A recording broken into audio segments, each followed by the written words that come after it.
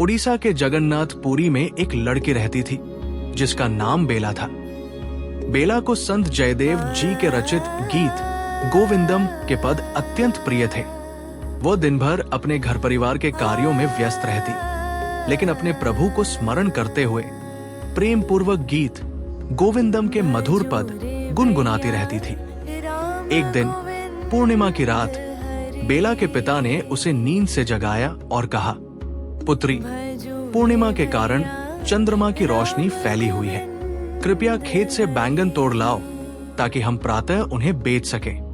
बेला ने पिता की आज्ञा स्वीकार की और गीत गुनगुनाते हुए खेत में बैंगन तोड़ने चली गई। वो प्रेम और भक्ति में मग्न होकर गीत गोविंदम के पद गा रही थी। बेला के भक्तिमय गीत सुनकर स्वयं भगवान जगन्नाथ मंदिर से बाहर आ गए और उसके पीछे पीछे खेत में चले आए। खेत में कीचड़ था, लेकिन भगवान को इसकी परवाह नहीं थी। बेला जब बैंगन तोड़ रही थी तब उसकी साड़ी कीचड़ से बचाने के लिए भगवान ने उसकी साड़ी थाम ली और उसके साथ साथ घूमने लगे। इस प्रेममयी लीला में भगवान अपने वस्त्रों का ध्यान ही नहीं रख पाए। उनका पीतांबर झाड़ियों में उलझकर फट गया और कीचड़ में संग गया, लेकिन भक्त प्रेम में लीन भगवान को इसकी कोई सुध न रही।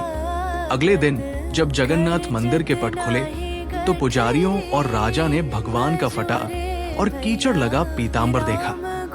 ये देखकर राजा अत्यंत दुखी हुए और पुजारी से क्रोधित होकर बोले, मैंने भगवान के लिए नया पीतांबर दान किया था, फिर ये फटा हुआ वस्त्र क्यों पहनाया गया? पुजारी ने विनम्रता से कहा, राजन, मैंने भगवान को नया वस्त्र ही पहनाया था। लेकिन राजा को विश्वास नहीं हुआ और उन्होंने पुजारी को कारागार में डालने का आदेश दे दिया। पुजारी कारागार में बैठकर भगवान को स्मरण करने लगे और प्रार्थना करने लगे। उसी रात राजा को स्वप्न में भगवान जगन्नाथ के दर्शन हुए। भगवान ने कहा, राजन, वो पुजारी निर्दोष है, उसने मुझे नया पीतांबर ही पहनाया था, परंतु मैं अपने भक्तों के प्रेम के वशीभूत हो जाता हूं।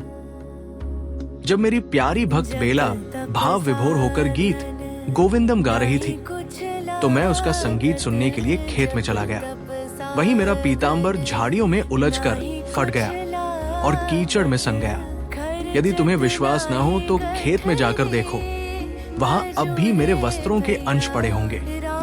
सुबह होते ही राजा ने खेत में जाकर देखा और स्वयं पीतांबर के अंश पाए। ये देखकर उनकी आंखों में प्रेमाश्रु बह निकले। उन्होंने पुजारी को मुक्त कर दिया और भगवान जगन्नाथ के प्रति उनकी भक्ति और भी गहरी हो गई। जब नगरवासियों को ये ज्ञात हुआ कि भगवान स्वयं बेला के गीत सुनने के लिए आए थे, तो वे सभी बेला से अपनी मनोकामनाएं पूर्ण करवाने के लिए उसके पास पहुंचने लगे। परंतु इस कारण बेला का भगवान के प्रति प्रेममय भजन बाधित होने लगा। ये देखकर राजा ने बेला को जगन्नाथ मंदिर में मंगला आरती के समय गीत गोविंदम गाने का विशेष अधिकार दे दिया और उसकी सुरक्षा का प्रबंध किया। अपने जीवन के अंतिम समय में बेला भगवान जगन्नाथ के परमधाम को प्रस्थान कर गई। राधे राधे।